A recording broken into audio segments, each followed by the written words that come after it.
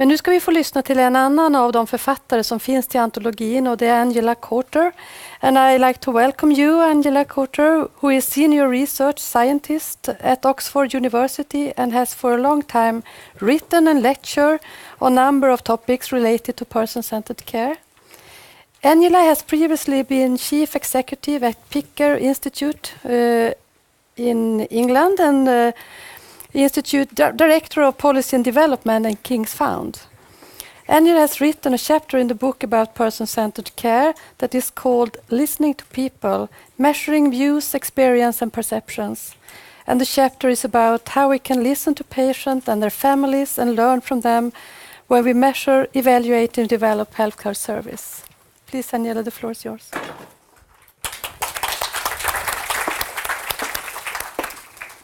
Thank you very much. And I must say it's deeply frustrating not being able to understand one word of Swedish. I was trying to work out what took us from sort of Stockholm to Tokyo to Haiti. Anyway, you'll have to tell me later.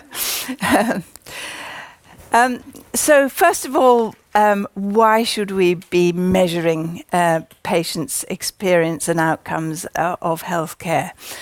Well, there are a number of reasons, and it's quite important to think quite carefully before launching into a massive measurement exercise, to think about why you're doing it and what you want to get out of it.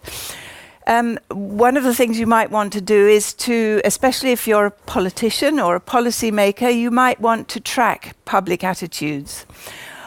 Or you might be particularly concerned to find out what's not working well in healthcare systems. You might want to encourage organizations to compare themselves to other organizations, to benchmark against good practice. You might want to help professionals think about their clinical practice and improve it where possible. You might want to redesign services if you feel that they're not working well, and to monitor any changes that follow on from a redesign. You might want to be helping patients to choose the best provider for them, in which case you need to present the results to them. And you might want to do it because it's a good thing, because in our democracies we want to promote public accountability. So lots of different reasons why you might want to do this. And the kinds of ways you go about measuring are going to depend on your reasons. So it's well worth spending quite a bit of time at the beginning thinking, why are we doing it? What do we want to get out of it?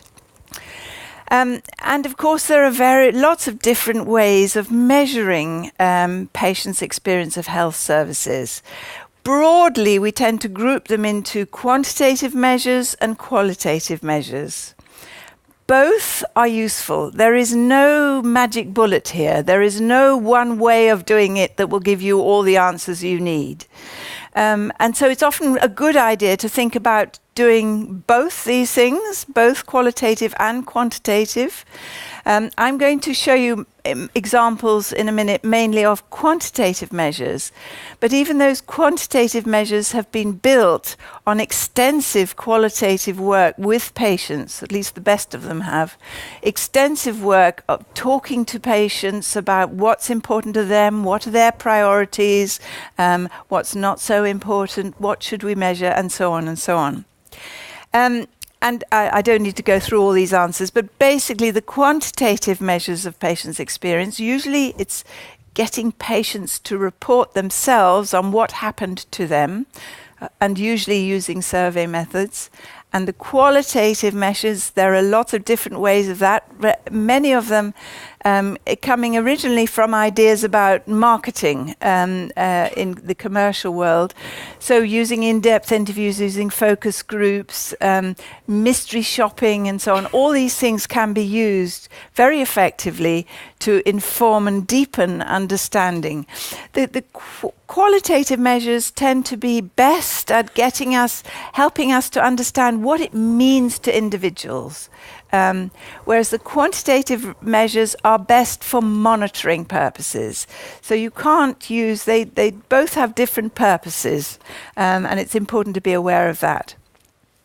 Now, as I said, we can measure public attitudes, we can measure patients' experience of care, and we can measure outcomes. And I'm going to give you some examples of all of those. Here's an example from, I'm afraid my examples are mostly from the UK. This is from the British Social Attitudes Survey, which most years you can see some gaps in those trend lines. That's when the survey didn't ask these questions, but mostly it asks questions in general. How satisfied are you with the way the health service is working? Is there something wrong with that? Oh, sorry. Okay. So this is a general satisfaction question. And so it's really like an opinion poll or an attitude question. And it's quite interesting. You can see that we've experienced quite a lot of changes in the way people feel the NHS has been working. Most people, as you probably know, and I'm sure it's the same in Sweden, most people are very positive in general about their health systems, but their attitudes tend to vary, and they can vary for all sorts of reasons. It may be to do with, for example, in our system, it certainly was the low figures at the beginning reflected a lot of concerns about access arrangements, waiting times in particular. But they may also reflect other things that are not directly to do with the health system, like, how you feel about the government or, all sorts of things. So these surveys, while interesting, are quite hard to interpret. It's quite hard to know exactly what's behind people's responses to this kind of question. Now, we also ask much more detailed questions, and the patient experience surveys mostly tries to focus on particular aspects of care, often asking people about their most recent experience. So, the last time you had to go and see your GP, how long did you have to wait? And was it too long or just right or not, or too quick? That sort of thing. And we can use this kind of question in a number of ways. This is one way. Our CCGs, they're clinical, it stands for clinical commissioning groups. I guess it's a little bit like your county councils, except not quite the same. But anyway, they perform more or less the same function. They're the purchasers of healthcare. And so this is comparing the different CCGs around England. And you can see that there's quite a lot of variation in the people's feelings about or their satisfaction with or dissatisfaction with the amount of time it takes to see your GP. And that can be quite useful, particularly for policymakers. You can see there's a sort of swathe, the light-coloured areas are the areas where they're having to wait longest. So that raises questions. Often with these indicators, they just raise questions that you want people to think about. They don't give you the answers. So this one raises the question, why is it that in that middle part of England, I can't see the pointer, but anyway, the middle part, there seem to be bigger problems with accessing general practice than in other parts of the country. What are they doing right in other parts of the country? Is it to do with resources? Is it to do with the way the access arrangements are organised, etc., etc.? I'm sure you can think of lots of questions you might want to ask about that. But asking questions is good, and we want to stimulate people to ask those kinds of questions. Now, an even more specific question, and this is a question that appears in a lot of our surveys. The surveys, by the way, were developed for NHS England and the Care Quality Commission, our regulator. They were developed by Picker Institute Europe, the organisation that I used to run. But many of the ideas and the approach originated in the US, where there was also, it used to be a Picker Institute, there isn't anymore. And the idea was you ask factual questions as far as possible. You get people to reflect on their last experience of care. So this question, were you involved as much as you wanted to be in decisions about your treatment? And we ask those in all our surveys. We have all sorts of different surveys. And I believe the Swedish patient surveys are based also on the PICA questions. So some of these questions will be familiar to you. And you can see that this is a little bit depressing. We've been talking about improving people's involvement in their care for a long time. And okay, it's getting a little bit better, but not much. So we've still got a very long way to go.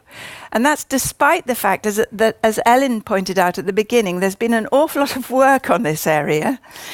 We know an awful lot about what people want. We know how to do it. The difficulty is getting clinicians, persuading clinicians to do it, and we're not making enough headway. So this is another useful way of looking at surveys, looking at trends over time, something that you've been set that is a policy goal. Are you getting there? And if not, what else do you need to do to get there quicker? Here's another one from a study we did, we were interested in people with long-term conditions, chronic conditions, and we were interested in comparing those with no chronic conditions. LLTC there means limiting long-term conditions. So the question that we asked people was, we asked them what chronic conditions they had, and then we said, does this limit you in any way? Does it limit your activities or your ability to do what you want to do? And then we divided it between those who had no limiting long-term conditions, those who had one, and those who had more than one, which, as you know, that the numbers of the people with more than one long-term condition is growing. As we have aging populations and as people are living longer, they're having more long-term conditions. And you can see there that we looked at particular problems that seem to be serious, that we know from all the qualitative work we've done were important to patients. So having sufficient emotional support, being treated with respect and dignity, being involved in decisions, and being given information about your recovery. And this, we then turned those into problems. So these are people who said they were not getting these things. And what you can see is in each of these areas, the people with multiple long-term conditions were reporting the worst care. So this is very serious. This is an important problem because these are the people who need the most and use the most healthcare. And we seem to be, this is an inpatient survey, so this is talking about their experience of hospital care. They seem to be getting the worst care. Again, it raises questions. It doesn't tell you why they're getting the worst care, but it does tell you that something needs to change if these people, the people who need it most, are not getting the best care. And here's another example. This is from the Commonwealth Fund, which is an American organization, their international health policy surveys. Making international comparisons is always tricky. It's really hard to interpret them. But the Commonwealth Fund has a lot of experience of doing this, and they do these surveys every year. And this one is about accessing. They do slightly different surveys every year. This is their survey of older adults. So I think it's people aged over 45 in these different countries that agree to participate in this. I know 45 is not very old. Maybe I've got that wrong. Right. But anyway, it's people. It's not young people. So you can see from this. I mean, for example, there is Sweden. And the grey bar, which Sweden appears to have the worst results, I'm sorry to say, is accessing care after hours. So some of you may be able to explain that. I don't know why that is the case. But you can see that you can get some interesting comparisons. You can see that one of the reasons the Commonwealth Fund does these surveys is they really want to persuade Americans that their health service is the worst. And they usually succeed in that. And certainly the cost of accessing healthcare in the US is much worse than it is in most European countries, as you can see from there. Now, I wanted to move, that's experience, that's asking people about the process of care. But we're also, and I'm sure in Sweden too, in fact I know in Sweden you've done a lot of work on this, interested in the experience of care, the outcomes of care. The EQ5D is a very commonly used PROM, as we call it, a patient-reported outcome measure. And it covers 5 dimensions. I'm sorry, there's something gone wrong with this slide. The 5th dimension is anxiety and depression. It's not a subset of the other one. So mobility, self-care, usual activities, pain and discomfort, and anxiety and depression. Short questionnaires. They've been used in many, many European countries in lots of studies. It's used very frequently for research, less frequently for routine monitoring. And you can see the 5 levels. I've just given the example of the mobility one. Now, this questionnaire has proven to be very useful, particularly for measuring the outcomes of discrete acute conditions. But we in Oxford have a particular interest in people with long-term conditions, chronic conditions. And so we decided to do some work with patients, asking them, am I losing my thing? I think it's still there. Can you still hear me? It feels as if it's slipping down. We'd done some work with the EQ5D. Maybe that's better. No, sorry. Why is it falling off? Thanks very much. That's better. Thank you. I'll try not to move my head too much. So we found that the EQ5D didn't seem to work very well with people with long-term conditions. It wasn't really giving very comprehensible results. So we did a study asking patients with various chronic conditions what was really important about their healthcare and what kind of outcomes were most important to them. And here you can see the kinds of things they said. So they talked about things that are certainly not measured in the EQ5D, like empowerment, like stigma, like loneliness and isolation, like the sense of being dependent or being a burden. They also talked about treatment burdens, the problems of having to manage your health on a day-to-day basis and so on.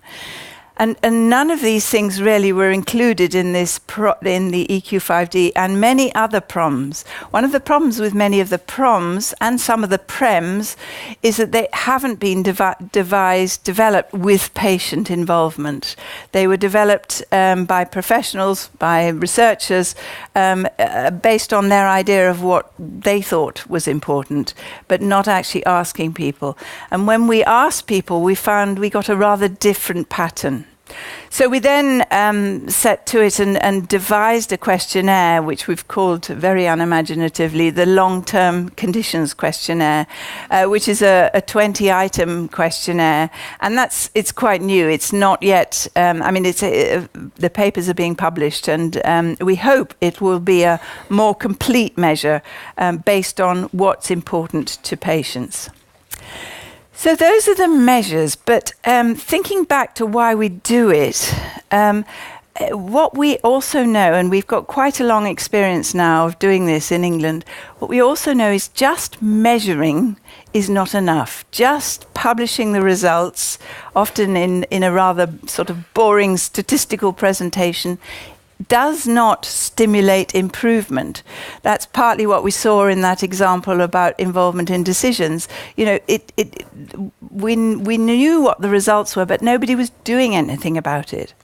So we need to think much more about what motivates clinicians, managers, policymakers, whoever else it is involved who could make a difference. How can we use these results to make a difference, to encourage them to make a difference? And there's been some research, not that much actually, but some research, and Ellen again referred to some of this, the kinds of things we know can help people to make a difference, particularly this now at the organizational level. So First of all, and it sounds obvious, but it's not always, strong, committed senior leadership. You really need the people who, at the top of the organization, to say this is important. We really do want to be patient-centered. We really do want to do something with these measures, not just sit there and look at them or put them on a shelf.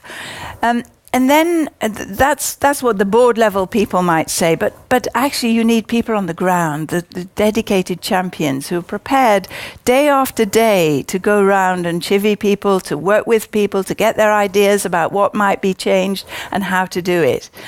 And then, of course, you want those people working with patients and their families, because they will be able to flesh out the data. They will be able to talk about their own experiences, which turns out to be a much better way to motivate people than just giving statistics. And you need to have very clear goals. You need to know exactly what you're trying to do, setting yourself achievable goals, and then measuring to see whether you've got there.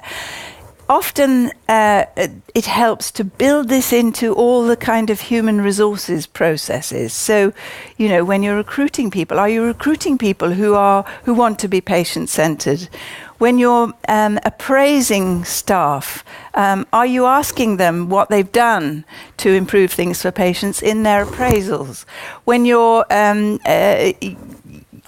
rewarding staff, are you rewarding good efforts to really improve and change things? Are you training people in quality improvement methods and so on? Building their capacity to change, and not just to carry on doing everything as it always has been done. And are you resourcing that? Are you funding it properly so that it's possible to change? And have you got a good system for repeating the measures so that you find out whether you're making progress? Because people respond well to that. If they can see they can make a difference, then they're going to put in the effort to go ahead and make more difference. But you also, I think, need to think about it at the system level. And this is some sort of hot off the press information from England again, of how we're beginning to think about this at a policy level. So we've got the pyramid here. Is at the top of the pyramid, the 5% of people who have the greatest needs, the people with multiple complex problems. Down below that, the 30% of people who have long-term conditions. This is falling off again. And who I'm sorry, I don't know what I'm doing wrong. Thank you. And then, of course, the whole population, all of whom can benefit from a much more patient-centered, personalized approach. And here it shows you the kinds of interventions that we are, and indeed NHS England is trying to make sure are available and well targeted at the appropriate groups. So the people at the top of the pyramid are going to need the most support. They may need things like personal budgets, health coaching, that kind of thing. The people in the middle need more proactive care, need to be involved in planning their care, need somebody to ask them what are their goals, what are the realistic outcomes for them, and working with that, with the patient's priorities, rather than just what the guidelines say the clinicians should be doing, although those things are important too. And at the bottom, everybody really needs to be involved in decisions about their care. Everybody needs to be helped to make links with their local community, to look to community support when they're ill. Because, like in Sweden, we have a very rich source of community organizations, but health professionals are often not trained to think about those kinds of things that will help people live well. And the aim is to help people live as well as possible with their particular level of help. So this is the first attempt, really, from the policymakers in England to really think about this at a system level. And, I'll have to come back in 10 years' time and tell you whether it's made any difference. But certainly we're quite hopeful. We like this idea of a kind of holistic approach. So what of the future? In the chapter that I wrote, Ellen and her colleagues asked me to sort of think about where all this measurement was going and how we'd be doing it in the future. Because at the moment we're doing it in a rather clunky way. We ask people to fill in paper questionnaires with a paper and pencil. I mean, this is very old-fashioned, really. So my vision is that in the next few years, and it's beginning to happen already, patients will hopefully will not only have access to their clinical records, but they will have ownership of those. And that this will give them not just a record of what happened to them, but actually the ability to contribute to it and the ability to communicate through it and to find information that's relevant. In other words, perhaps via a portal that gives them all sorts of digital support. And if we had this system, then patients, for example, could use it to give feedback to the clinician or to the organisation. So we'd do away with all those papers and pencils, and all these things would be done electronically. Now, clearly, as has already been mentioned, we would have to take that in stages, and we'd have to worry about those people who don't feel comfortable with using the internet. But as somebody said in the audience, Sweden has a high level already of internet usage, and we also saw the age differential. The people who don't feel comfortable are we're going to die out. Our children and grandchildren will have no problem with this. And also the systems will be much better designed than the current system so that it'll be easy. So we could use that for giving feedback. We could also use that for monitoring our own health. Think of the proms. If everybody had a prom that was well designed for their particular health status, and particularly people with long-term conditions could use them to monitor how things were going. They could share this with the clinicians. They could sort of say, well, you know, this time last year, this was how I was feeling, and now I'm feeling like this. That might be a good way of helping people feel a bit more in control and empowered in respect of their own health. But they could also, you know, find information on there that will support them to make decisions. They could find decision aids and so on. And then those of you who are concerned, if you're from, say, a county council or a policy area, who are concerned to monitor what's going on, aggregating that data should not be difficult. The patients, in my view, the patients should give permission for others to use their information. They should be the people who decide who has it. But I think it would be a wonderful way of building trust in data that isn't always there at the moment. If the patient knows who's using it, if any clinicians using their records would have to record that they'd use them, it'd be recorded automatically quite easily. You could see who's accessed your records. You could follow up with them. You could communicate with them. And you could share it with your family and friends if you want them to help you manage your health. And indeed, you could use it to produce reports of how you're doing and what you want that can be then used to aggregate up and inform health policy. So there's a vision for you. And with that, I will stop. Thank you.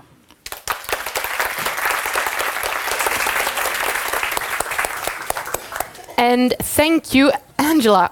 I had a hard time not screaming out, here, here, like for every slide. Thank you for a wonderful presentation. I love qualitative register myself, so I was like, oh, I'm gonna take this with me. I will open up the floor for questions right away to see if you have any. In Swedish, translate if they want. Yes, if you're more comfortable with asking a question in Swedish, I can do my best to translate it. But we have a question here first. Hi, Angela. I'm Kristen Lind, and I work for the Stockholm County Council at our commissioning organization. We have been talking a lot about ethically the use of proms to monitor or sort of track the quality of healthcare. and whether or not that is, whether or not it's ethically problematic to ask people how they're feeling when that information isn't used to actually help them feel better. So I wonder if and so some folks have said that we should only use PROMs from a provider-patient, in a provider-patient setting and never for anything else. What are your thoughts about that? Yeah, no, I would not be as hardline as that. I think because, actually we want healthcare interventions to be evaluated against outcomes that are important to patients, and PROMs get the closest to that. So, but I do think that if they were used in the clinical setting, both for the clinician to monitor and for the patient to monitor, then we would have much better coverage of PROMs. So if the trouble is that if it's a kind of add-on because somebody wants to do a drug trial or somebody wants to get some data to feed to their county council or whatever, then it's always going to be, the data are going to be incomplete because some people won't do it because that doesn't, accord with their priorities. But if it's done, if we started at the bottom, and I know there are some examples in Sweden where this is exactly what is happening. If we start at the bottom and say, are these useful to the clinician and the patient at the front line, and making sure that they are, then you aggregate up from that, and there should be we should have much richer and more useful data. So I think I go half along the way with that argument, but not all the way, because I think it would be a real pity if we said that until that happens, until everybody's using it in clinical practice, we can't use PROMs to evaluate treatments. That would be a real pity.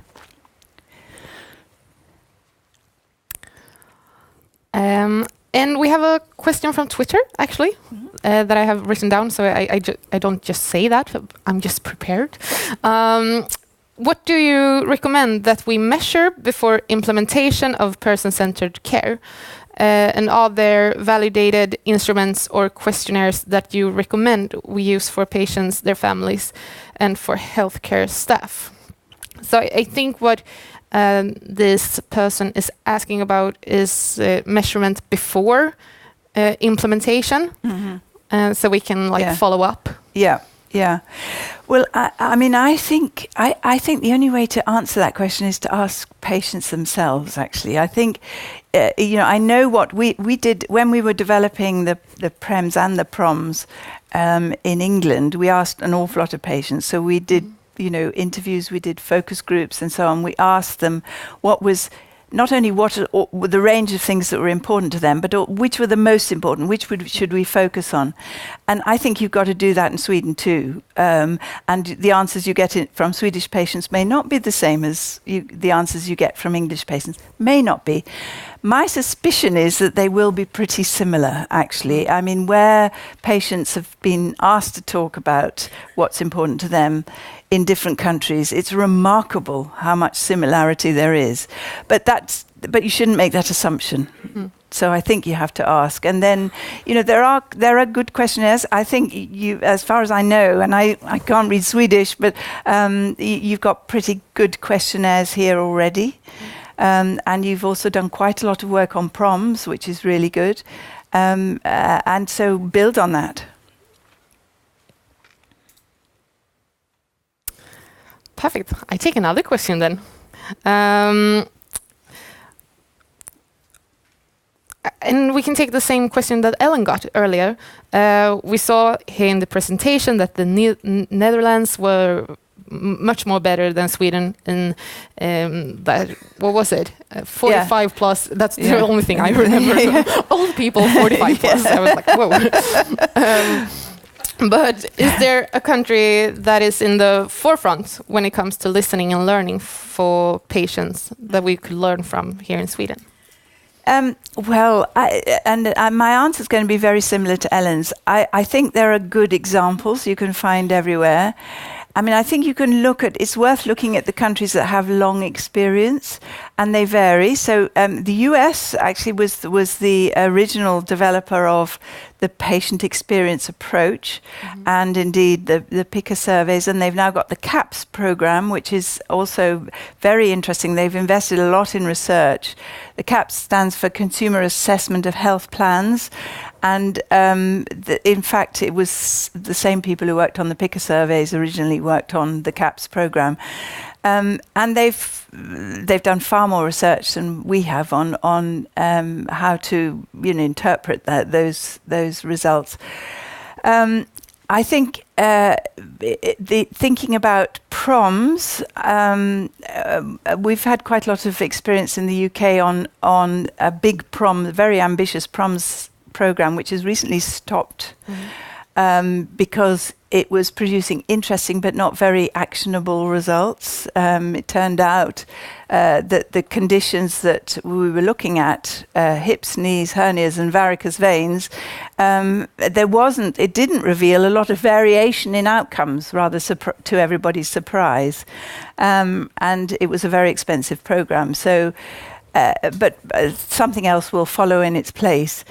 I know that I can't think of the exact. There's an example I think from Sweden in arthritis, which is very interesting. So I think you have to pick and choose. You have to look around. There's some great things happening in different parts of the world, and no one place has cracked all the problems. We have a question over here.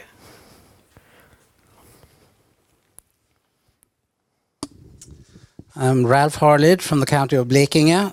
Thank you for a wonderful presentation. I would like to know, in your opinion, how often is there a huge difference between PREM and PROM on an individual basis? Well, they're measuring different things. So the PREMs are measuring the process of care, and the PROMs are measuring the outcome of care. But you ask, or you hint at an interesting question, whether if people have a bad process of care, will they have worse outcomes? And there is some evidence to suggest that. And most of that evidence comes from the US, particularly from the team around the CAPS program. So they've shown that differences even by mortality for acute myocardial infarction, that people who report a worse process of care, in other words, the doctor didn't listen to me and I wasn't involved in decisions and all the rest of it, have a higher rate of death after acute myocardial infarction. That's one example. There are a few others. They're not very many, and we need more studies to answer that. So, I mean, thinking about that, clearly we want everybody to have a good process of care, whether they're going to die or not, they should be well looked after. But it's even more serious if it actually leads to them having worse health. That is very serious. And so is another reason why policymakers and county councils need to take this seriously. Thank you for all your questions, and thank you, Angela. A round of applause.